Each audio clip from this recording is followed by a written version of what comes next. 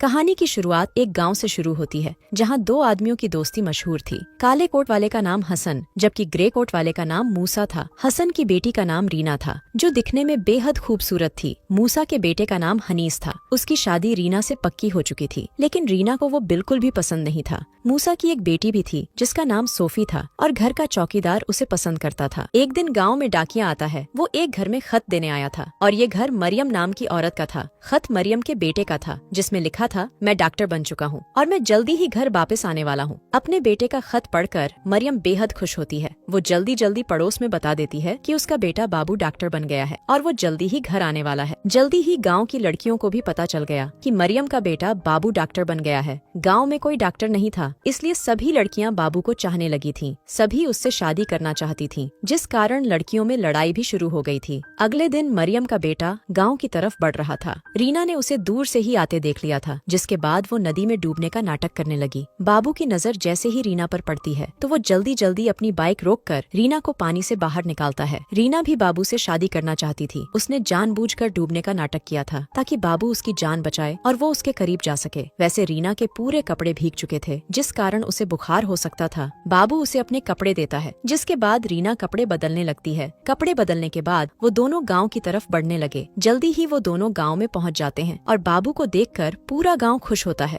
उन्होंने बाबू के स्वागत की पूरी तैयारी कर रखी थी। सोफी भी उसके स्वागत के लिए खड़ी थी और वो रीना को बाबू के साथ देखकर जल गई थी। बाबू सबसे पहले अपनी माँ मरियम से मिलता है और फिर गांव वालों से मिलता है। कुछ देर बाद बाबू अपना सामान संभाल रहा था। उसकी माँ का सपना था कि बाबू पढ़ लिख कर डॉक्टर बने और बाबू ने उसका सपना पूरा कर दिया था। बाबू अब गाँव में ही काम करने वाला था और ये जानकर उसकी माँ बेहद खुश हो जाती है। अगले दिन बाबू गाँव में टहल रहा था। इस बार सोफी उसे दूर से देखकर डूबने का नाटक करने लगी ताकि वो बाबू के करीब जा सके। बाबू की नजर जैसे ही उस पर पड़ती है तो बाबू अपनी बाइक रोक देता है। वैसे इस बार नदी में पानी कम था जिस कारण बाबू समझ गया था कि सोफी डूबने का नाटक कर रही है। वो उसे बाहर आने को कहकर चला जाता है और अपनी योजना को फेल देखकर सोफी गुस्सा करती है। थोड़ी देर बाद बाबू अपने घर में था। इसी बीच मूसा का चौकीदार आकर उससे कहता है सोफी को बुखार हो गया है और उसकी तबीयत बेहद खराब है। चौकीदार की बात सुनकर बाबू जल्दी ही मूसा के घर तक पहुंच गया। बाबू को मूसा के घर जाते देखकर रीना का पारा चढ़ गया। वो मूसा के पड़ोस में ही रहती थी। उसे पता था कि सोफी नाटक कर रही है ताकि वो बाबू के करीब जा सके। अब रीना ने भी फैसला कर लिया कि वो भी बीमार होगी और बाबू को अपने घर बुलाएगी। उधर बाबू मूसा के घर में आ चुका था। उसने घर वालों से कह दिया था कि वो सोफी को अकेले में देखेगा ताकि उसकी बीमारी किसी दूसरे को ना लग जाए। इसके बाद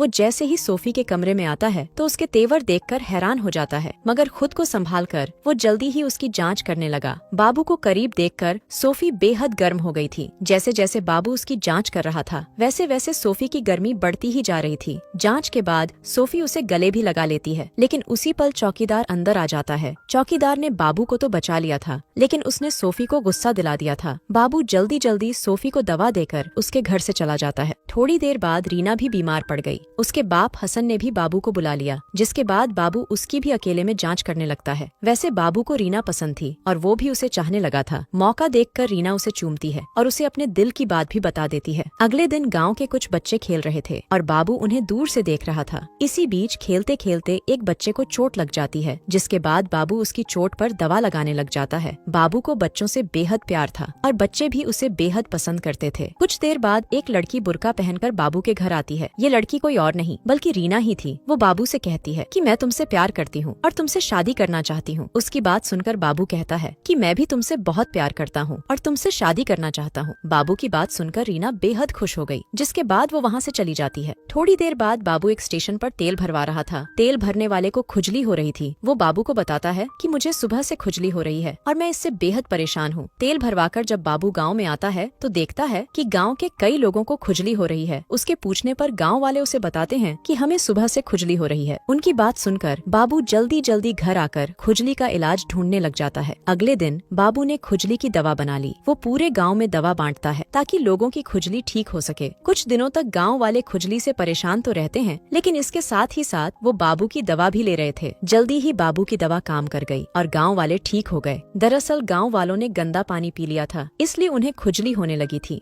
बाबू की दवा ने गाँव वालों को ठीक कर दिया था, जिस कारण गाँव वाले उसे तोहफे में फल देते हैं। बाबू ने गाँव वालों से कभी पैसे नहीं लिए थे और न ही वो उनसे तोहफे लेना चाहता था। वो गाँव वालों का दिल रखने के लिए तोहफे के फल बच्चों में बांट देता है। दूसरी तरफ रीना जहर पीने का नाटक करने लगी। हसन को बताया जाता है कि रीना ने जहर पी लिया है, जिस कारण वो घबरा गया। वो अपनी बेटी से बेहद प्यार करता था और वो उसके लिए कुछ भी कर सकता था। जल्दी ही बाबू को हसन के घर बुलाया गया। हसन उसे सब बताता है कि मेरी बेटी ने जहर पी लिया है। पूरी बात सुनने के बाद बाबू ने रीना की जांच शुरू कर दी। उसे पता था कि रीना ने नकली जहर पिया है, इसलिए वो भी झूठा इलाज शुरू कर देता है। दरअसल ये इन दोनों की चाल थी ताकि बाबू हसन का दिल जीत सके और फिर रीना से शादी कर सके। इलाज के बाद बाबू हसन से कहता है कि रीना को कोई चिंता सता रही है। रीना को ठीक करने के लिए उसे खुश रखना होगा। अगर रीना उदास रहने लगी तो उसकी जान खतरे में पड़ सकती है। बाबू की बात सुनकर हसन उदास हो गया। वो बाबू से कहता है कि मैं रीना का पूरा ख्याल रखूंगा और उसकी खुशी के लिए कुछ भी कर जाऊंगा। उसकी बात खत्म होते ही रीना उठकर उससे कहती है कि मैं बाबू से शादी करना चाहती हूँ। रीना की बात सुनकर हसन के तोते उड़ गए थे। कुछ ही देर बाद हसन मूसा को बताता है कि रीना की शादी बाबू से होगी। हसन की बात सुनकर मूसा बेहद गुस्सा करता है, जिसके साथ ही दोनों में लड़ाई शुरू हो जाती है। इसी बीच बाबू भी उनके पास आ जाता है। वो दोनों को शांत करवाने की कोशिश करता है, लेकिन मूसा उससे कहता है कि रीना के लिए हनीस ही बेहतर है। मूसा की बात सुनकर बाबू फैसला करता है कि उसके और हनीस के बीच मुकाबले होंगे। जो मुकाबले जीतेगा वही रीना से शादी करेगा। अगले ही दिन बाबू और हनीस के बीच मुकाबले शुरू हो जाते हैं। पहला मुकाबला जोर वाला था और हनीस उसे आसानी से जीत जाता है। दूसरा मुकाबला फुटबॉल का था और इस मुकाबले को बाबू जीत जाता है। बाबू की जीत की खुशी रीना के साथ साथ पूरा गांव भी मना रहा था। तीसरा मुकाबला निशानेबाजी का था। पहला मौका हनीस को दिया जाता है और वो अच्छे निशाने लगाता है। दूसरा मौका बाबू को मिलता है और बाबू ऐसे ऐसे अंदाज से निशाने लगाता है जिसे देखकर गांव वालों के होश ही उड़ जाते हैं। तीनों मुकाबलों में से बाबू ने 2 मुकाबले जीत लिए थे, यानी अब रीना की शादी उसी से होने वाली थी।